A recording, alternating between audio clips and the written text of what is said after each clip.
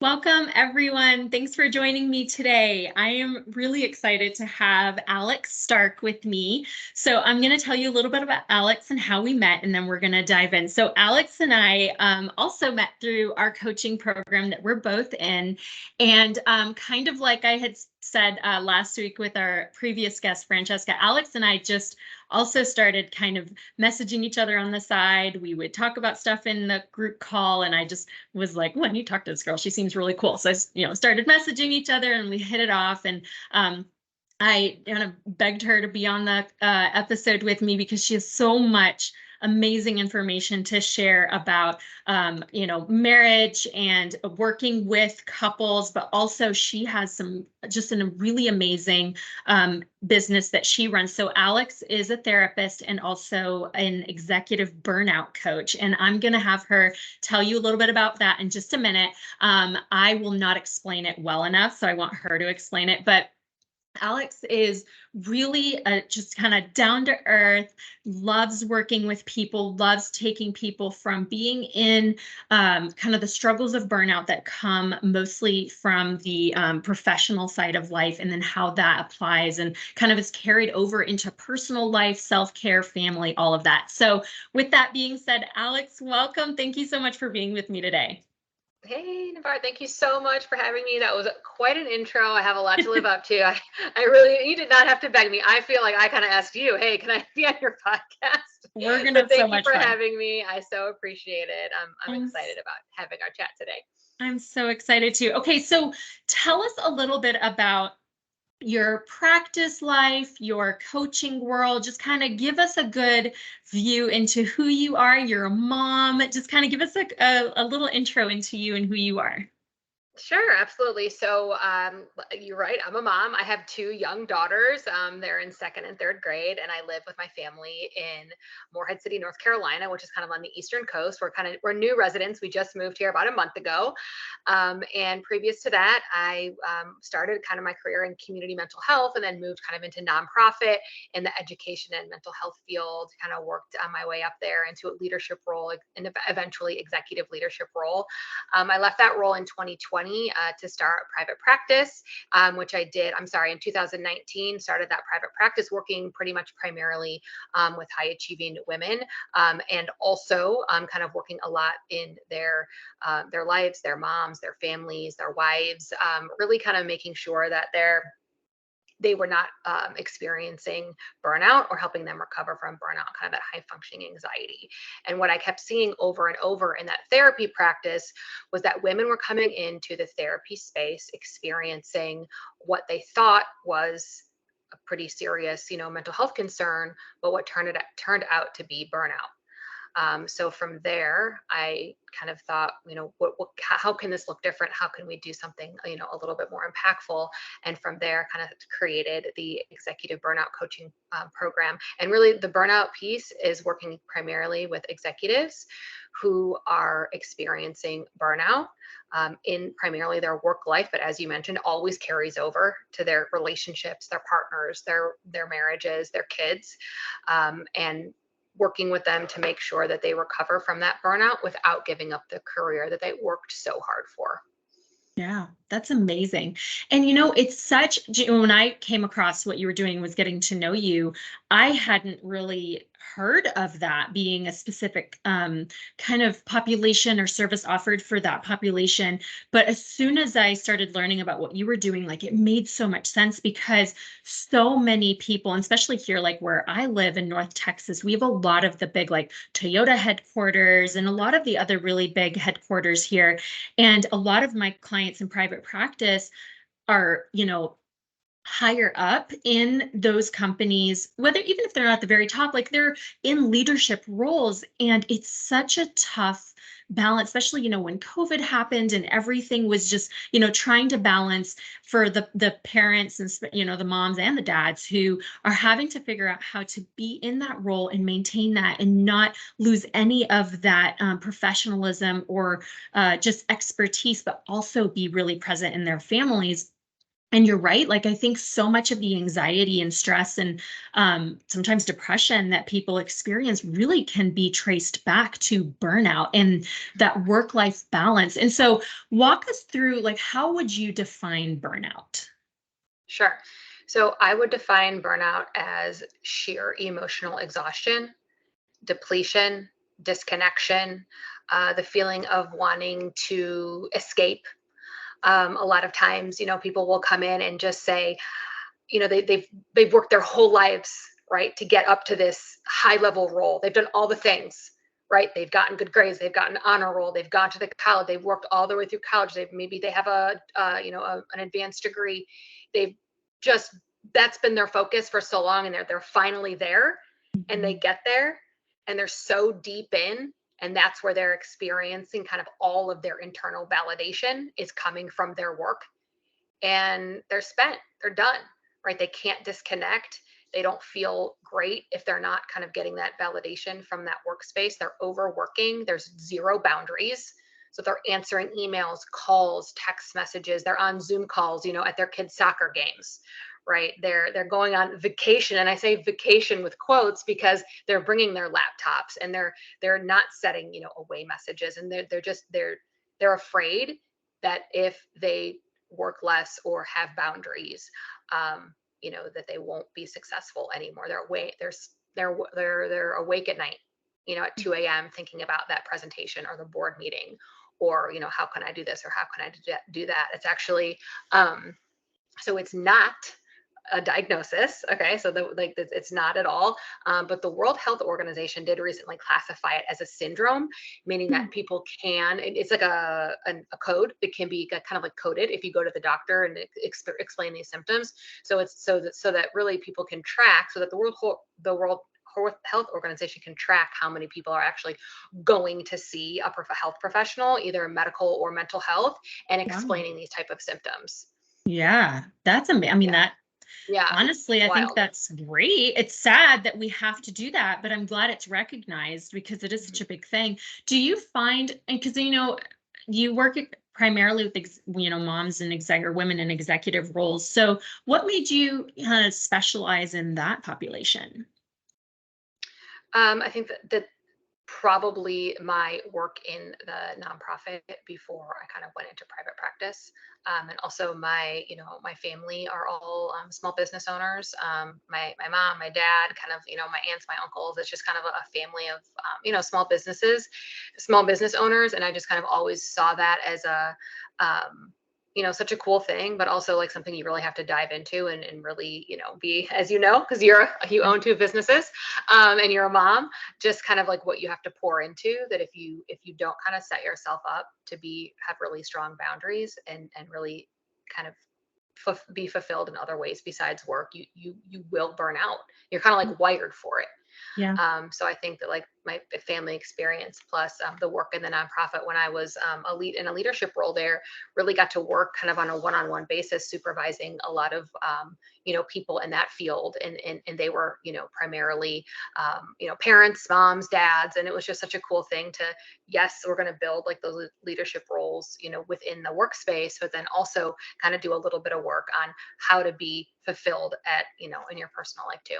Yeah, I love that because you have that personal experience, not just as someone doing it for yourself as an adult, but you have that in your family. You've seen your parents do it, you've seen other family members do it. And so you have such a wide range of like your perspective. There's different businesses that you've watched people grow and nurture, and you've seen firsthand how that impacted them. And that owning your own business is one of the coolest things you'll ever do, but it Mhm. is such a difficult thing because there's no one else to do it but you are everything to that. If you don't invest in it and you don't spend time in it, it's not a business that's going to Mhm. flourish. And so I think, one of the things that I love about that, and this, I'm really excited to talk to you for myself too, because when I hear you say executive, I there's a gap, I think, between what I thought that meant and what it actually meant. So in my mind, I'm like, oh, executive like corporate America. And that is very true. It is very big in corporations, and you're the expert on that, so you can kind of walk me through it. But then when you say small businesses, I'm like, wait a minute. I'm one of those people. And I do have really interesting boundaries because Mhm. I pride myself on family first always. But I do take my laptop on vacation. I put the out of office thing, but I've always got my laptop and I'm always managing. There are therapists that work in my Mhm. practice. And so it was different when it was just me, when I was my own, the only person in my practice. Sorry, my dog is dreaming. I don't know if you can hear that, but he's loud. When it was just me, it was easier to shut it off. There's no one else that should be contacting my office other than to contact me, and I'm out, and it's clear that I'm out. But now I go out of town and I've got 4 therapists that work in my practice. Well, I still have there's still work being done. And yes, they run things really well by themselves, but I'm still in charge. And there are things that only I can do. And so as you're speaking, I'm like, huh, I don't experience the burnout, but I will if I don't Mhm. create strategies or tools. If I'm not mindful of it, basically, then it's Mhm. really a slippery slope. So do you see, like, how do you see it progress for people? Well, I don't know. I will just let you answer that. How about that? Yeah, for sure. Well, I like what you said about, you know, about the gap there for, first off, because you're right. Like a lot of times small business owners, which you are, they don't see themselves as like CEOs or executives, but that's 100% what you are. Right. So anyone who has a private practice, whether it be solo or with clinicians, or a person who runs their own coaching business, or someone who has an Etsy store. I mean, anything like that, right? You're a small business owner. You're an executive of your own company. So I think that like that really rolls into it too. So it's not just what you're seeing in the corporate world, although that's a huge part of it, and probably where most people kind of think like, oh, I'm a VP of this or a senior director of this or whatever, Mhm. but also small business owners. So yes, and yes, I would definitely say that there are stages. So depending on kind of what theory you look at or what research article you read, there's going to be different stages depending on what you're kind of what theory you're looking into. But I really like to kind of explain it a little bit more simply, right? I think that a lot of times when we talk about like the stages of burnout, people run right to the tangibles, right? Like, well, turn your notifications off, don't take your laptop, all of those things. But what really, is happening first is usually there's like a misalignment of core values, right? People aren't truly aligned with who they are internally. And yes, there is a blend. And if you can, you can't really separate it completely about like who you are and then like what you're doing at work. So if there's, a misalignment in values, typically, you're going to look for that elsewhere. Also that like internal boundary, or I'm sorry, internal validation that I Mhm. mentioned before. So people are kind of like, looking elsewhere for that internal validation, not quite sure how to be validated and feel good if they're not getting those work accolades. Typically, work is where we see those really structured kind of reward systems happening: work, school, sports. Right? Mhm. You see these, you have awards banquets at the end of the year, and you get your trophy and your medal, and everyone's clapping for you. At work, you get a raise, you get a promotion, you get employee of the year. But when you're a mom or a dad, when you're walking in the home, no one's saying, oh, you did such a Yeah. beautiful job folding that laundry, girl. Oh my Mhm. gosh. Or like your kid's not like, Mom, wow, like, thank you for picking up all my dirty clothes off the floor today. That was really impressive. Thank you so much. Yep. You did a wonderful job. So sometimes people gravitate towards these like structured reward systems that they can immediately see from work, right? So kind of first it's like that, like you're dabbling a little bit, right? You're like, oh, this feels good. Like this feels nice. I'm getting all these rewards and accolades, right? And then it just, the pendulum starts to shift.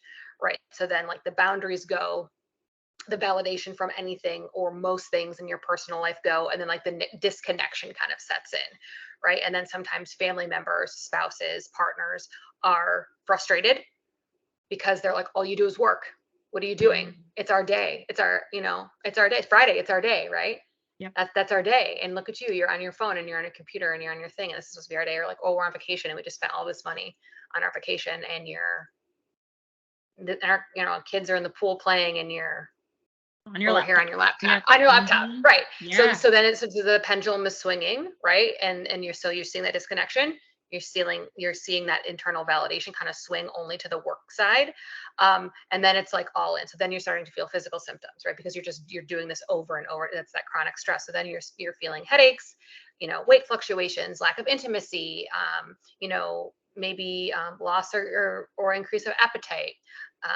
Sometimes vision because you're staring at the computer 1,000 hours a day. You're starting to wear glasses. You're like, I didn't wear glasses, 2 years ago. Like, what is Yeah. going on? Back pain, neck pain. So you're feeling all of these physical symptoms, and then it's that chronic. I mean, people have been hospitalized for this before. You're depleted. You just can't function.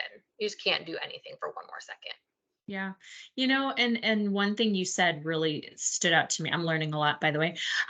Is the silent symptoms that, like, people typically, well, typically is probably not the right word, but a lot of people will very physically be aware of stress, like, oh my God, I'm so stressed, I can't turn my brain off, I can't sleep, whatever.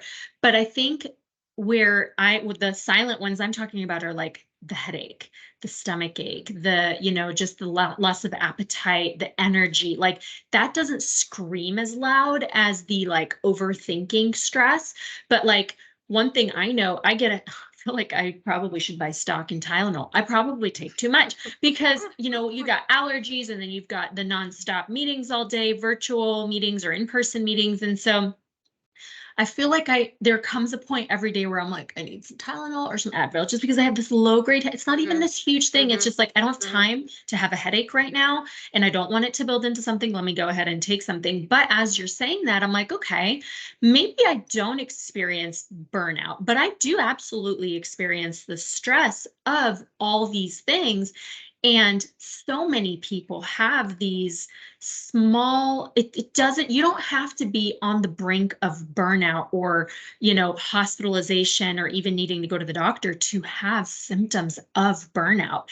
Your symptoms you might just have one or two, you might have five, but ultimately the most important thing I think about what you're saying is that awareness of just knowing that you are in a world that is heavily you're busy, you have a lot on your plate. And so starting, you work with a lot of people that are in the trenches and they really need help realigning. And you also try to teach prevention. How can you take care of yourself so that you don't end up in a place of burnout?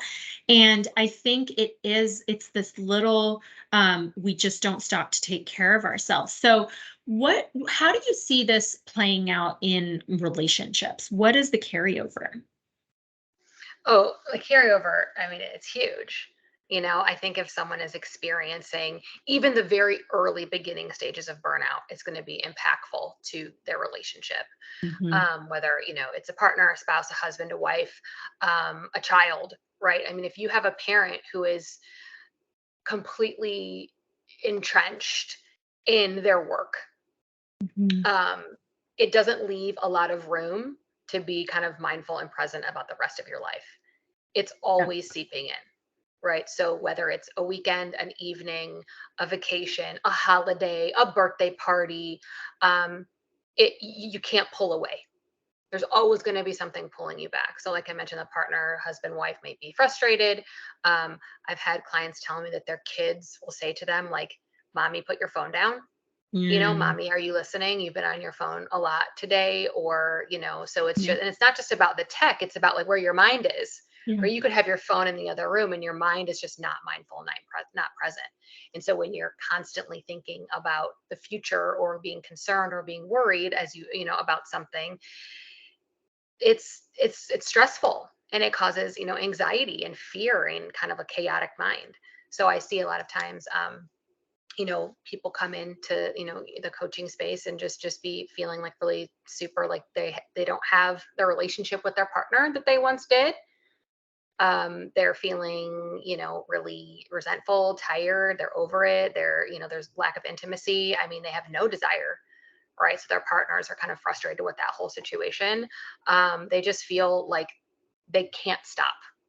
They Mhm. have to continue on this kind of really, really intense mode of working, or Yeah. else, what? Or else they'll fail, or else they won't, their team won't be able to perform, or else they won't raise the money they're supposed to raise, or else they won't Mhm. get the promotion they've been working so hard for, or else, somebody won't think that they're a great, leader. So Yep. very Yeah. impactful. Yeah. And I think some people listening to this might not know, well, I think most people don't know, like, well, how do we bridge that gap? Like, how do you take something that's out of your control? Let's say you have the demands of your job are just that high, and you do have to work a lot at home because the amount of work you do at work at the office is just not enough. And so it does spill over. And I think that, and I know you teach, like, the details of your coaching program are so specific to address all of these things. So maybe if you can share just a couple of tips of, like, because I think a lot of what you do is that, well, you do a lot of different things, so I don't want to simplify it, but one of the things maybe is that mindset shift of how do you how do you utilize your time? How do you utilize your brain space to where you're not going all the time to where you're maybe half paying attention in everything, but instead create systems where you're really plugged in here. You plug into work for this much time, and you focus in, and then when it's time to be done with that, you're done with that. Now you are focused in on work, I mean on home, on your Mhm. kids, on your spouse, whatever. And so I know there's a lot of kind of work-life balance work. So maybe any tips that you feel you can kind of quickly run through that would just give someone something to think about. Like, look, just because you can't change the demands of your job doesn't mean you can't find control in your world. So I don't know if that's a good Yeah. lead question. Yeah, no, that's yes, perfect. Yes. So I definitely want to mention that a lot of times, I hear that a lot. Like, well, I have to work this way because I'm working on a new project, or I'm launching a new program, or something is happening, and you feel, or like the demands are so high, or like now I'm the CEO, so this is what I signed up for, right? A lot of times the problem is us, not the job. Yep. Just let's say that first of all. Yep. I like to take the approach, and I think this helps a lot for most people. And kind of what gets missed in a lot of burnout prevention and recovery programs is like the internal work has to come first, and then the tangibles. So first is that like aligning of core values, that working to really calm your nervous system, the work to be more mindful and present. All tools and techniques, grounding techniques, mindfulness meditation, right? Calming your system through body scanning, through, progressive muscle relaxation, all of those things really help. Sometimes I ask people, what are your core values? And they list off the core values of their company. I'm like, no, not the company you work for, like your own personal values, Yes. Yeah. And so really looking into those things, right? So that's about like half of it. And then the other half is those tangible things you can reach onto and grab onto. Time blocking, which is a really good technique, that's kind of becoming more popular now, where you don't multitask, right? You don't have your email open and your Facebook open and your social media open and doing the task. You do one task and you block it for Mhm. 30 minutes, and then you move on to the next task. You're completely focused and in the zone.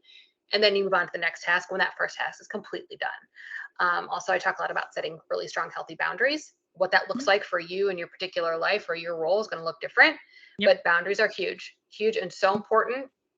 I talk a lot about assertive communication. A lot of Mhm. times it's hard for people in executive roles to ask for what they really need because they're particularly like working for a customer, or they're working for a company, or they're working Yep. for a team. Really strong assertive communication is huge. Also, habit stacking is something that I teach in the program, which is just kind of like creating really small, short, sustainable habits, and then building on top and building on top and building on top until you have more of like a routine, Yeah. or something that's come like more ingrained. And I also talk a lot about the difference between like self care and well being. Yep. So self care I see more as like a one time thing, right? Like a mani, a pedi, a massage. Like I'm taking the day, I'm taking a half day. Yeah. Like that'd be more considered like self care. Whereas like well being is we're looking at like yourself as a whole. So what do you Yeah. need to take care of yourself as a whole for like a sustainable amount of time? Because unless something happens and we don't have to work anymore, like I assume that we're going to be working for Yeah. at least another 30 years. Yep. Yeah. No, it's a lifestyle change, right? Right, I love right. that. It's such a good distinction between self-care and well-being. I love how you explain that. Um, and I think that, I think that with that boundaries, that those priorities, right? Like being able to prioritize family. Well, okay, actually, let me ask you this, because I think I missed a step. Tell us your definition of, what'd you call it? Your values, inner values? Core values. Core values. Thank you. Because I think people listening, I don't know that everyone knows what that means. Like, how do you even decide what your core values are? Sure. So I would say that it's kind of like how you define yourself. Mhm. What are the most important things for you in your life? And if you ask anyone, and okay, big generalization, if you ask most people, right, who let's Yep. say are married and have kids, right, what their core values are, I can put money on it that out of their top 5 values, their spouse and their kids are going to be in that top 5, hopefully right up at the top. Right. Right. So when you say to somebody, like, let's look at this list of values, and you go through some reflection questions and ask them, and they come up with their, like, almost like a family crest. Right. Yep. And then they're asked to, like, do this with themselves, then even with their partner. And they Mhm. come up with this list. And family is number one, and marriage is number 1.5. Yeah. And but their behavior isn't matching their values. Yeah. So sometimes when your behaviors aren't matching your values, like, and I like to say, like, your role isn't matching your soul, like your work role isn't Yeah. matching your soul. There's like this misalignment. So you're kind of like firing from all cylinders, trying to make it all align. And it's not aligning. Yep. And so you're feeling like this inner chaos. But when you can really match your behavior with your values, so instead of doing more work to make yourself feel better, you're like swinging the pendulum back to like the stuff that really aligns with your core values. So when Yeah. you really are able to figure out how to disconnect for that week, even though you have people working in your organization who need to be taken care of stuff, or even if you have like a big launch coming up or something coming up, if you can figure out a way to really align back with your, core values and your priorities, you come back feeling so good and so Mm. refreshed and like so rejuvenated. But not a lot of people are spending time. I mean, I guess unless they're like in some kind of self development program, like really Right. even think about their core values. Yeah. No, it's very true. And I think being mindful of something, then, we've talked about like, okay, being mindful is so important. You got to know that these things happen. But then there's that next step of what do you do about that mindfulness? Like knowing that admitting to yourself maybe that, like you said, your core value might be your spouse and your child and your family, but does your behavior mirror that, like you said? And I think that reflect that.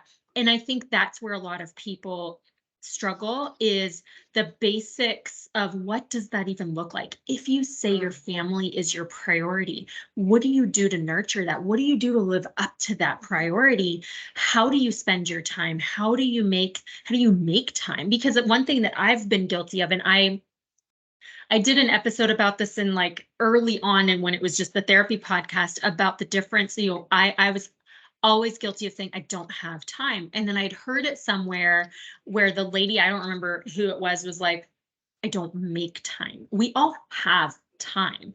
How we mhm. choose to manage our time is the key. And so I've changed my own wording. And sometimes I slip up and I still say I don't have time, but then I try to catch it and say I don't make time or I don't use my time right. Because again, I think where a lot of people who do struggle with stress and burnout, what they run into is this like, I can't turn it off. So I feel like I'm working all the time.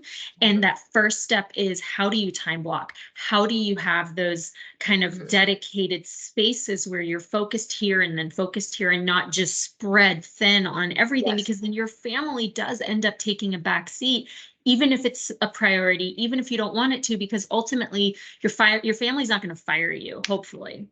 Yeah. If it gets Yeah. really, really bad, you could lose a relationship within your family, and that would be awful. We want to Hmm. avoid any kind of relationship hardship, divorce, separation that stems from burnout or anything, but Hmm. like in this specific conversation from stress and burnout with work. But ultimately, I think we take things for granted, like, well, they'll be fine, they'll understand.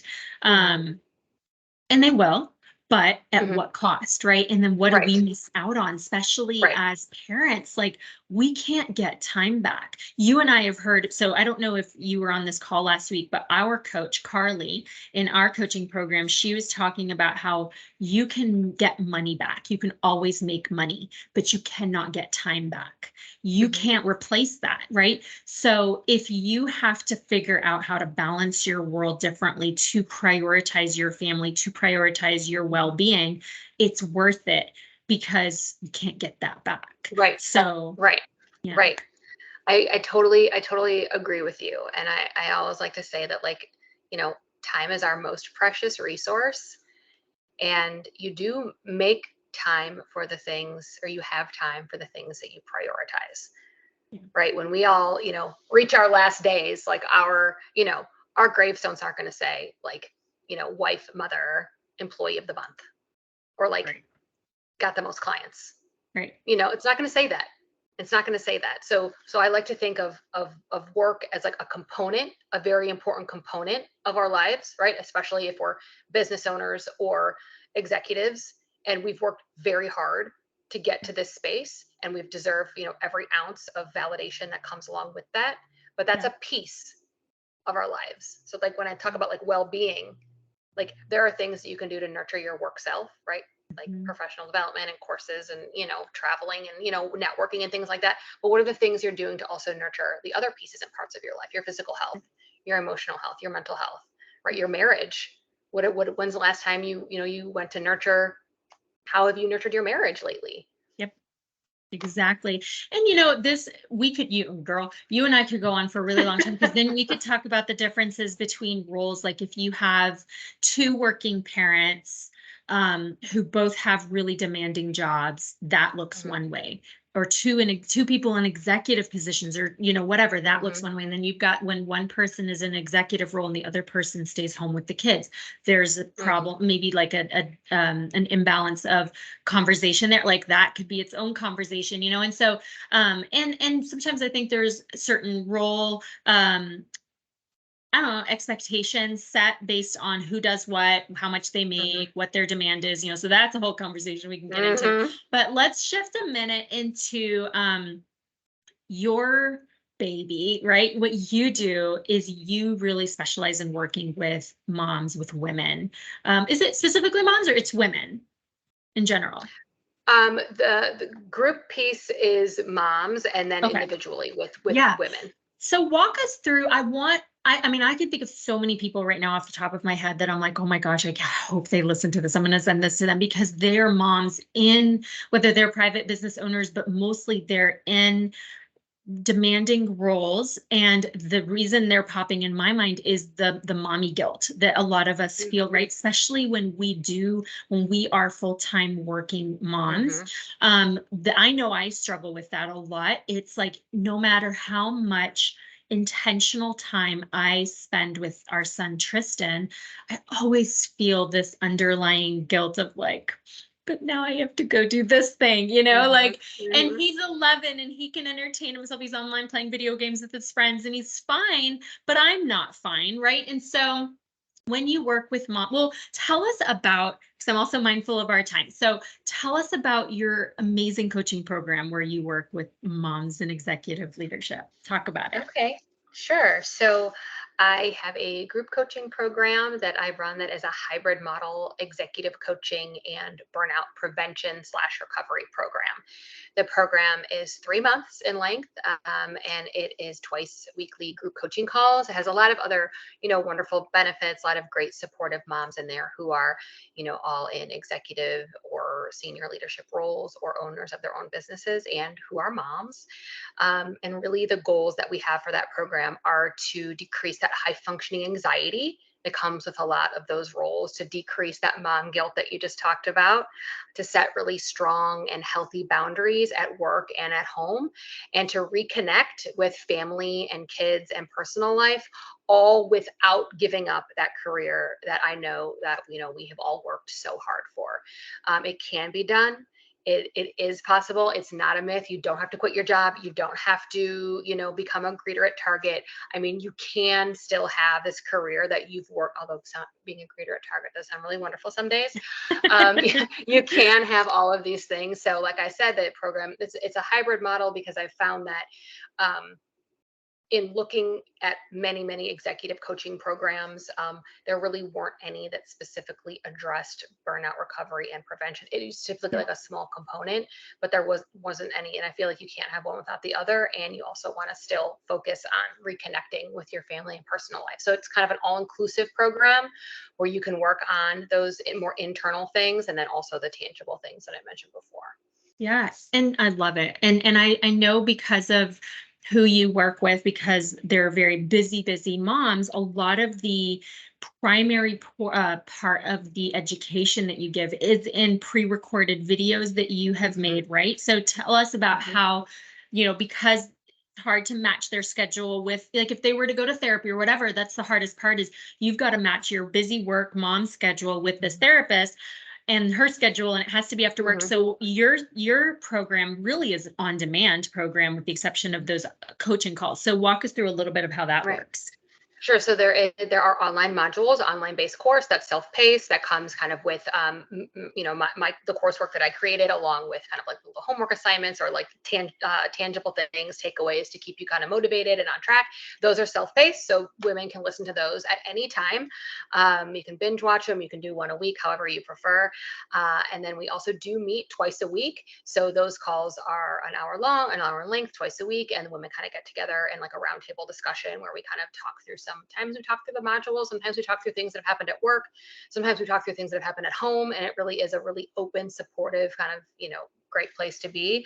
And then I also, offer some one-on-one sessions scheduled at, the woman's kind of convenience, that kind of go along with the group and the self-paced course.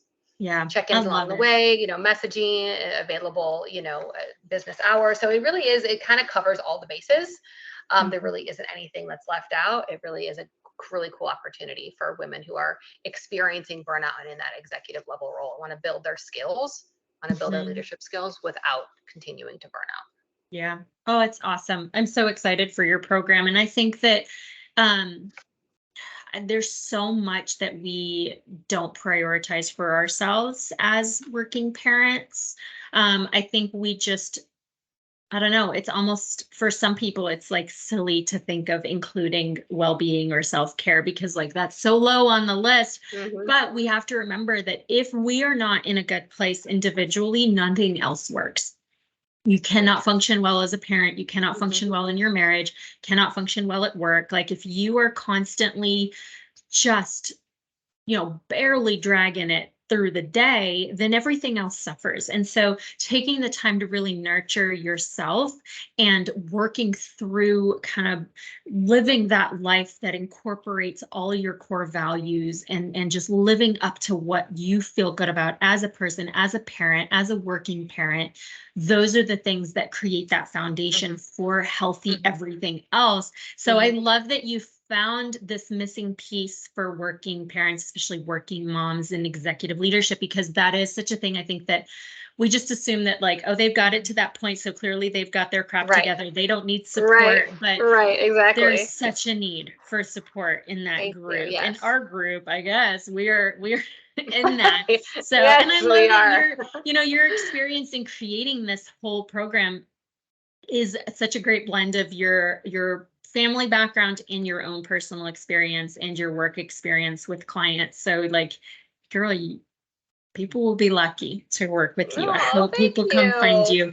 And if you are interested, if anyone listening to this is interested in working with Alex, you offer free consultation calls so people can chat with you and kind of hear more about the program, what it entails, kind of where you can listen to where they're starting from and create a plan for where they would end up. So I'm going to link all of your socials, your Facebook, your Instagram, your everything, and the link to that coaching call. I'm going to put it all in the show notes. So if you're listening to this, please, at the very least, you got to go to this girl's Facebook and Instagram and just see what she has to offer. She does live trainings every week and just really, really good free resources within the Facebook group, and then just gold in the coaching program. So thank you.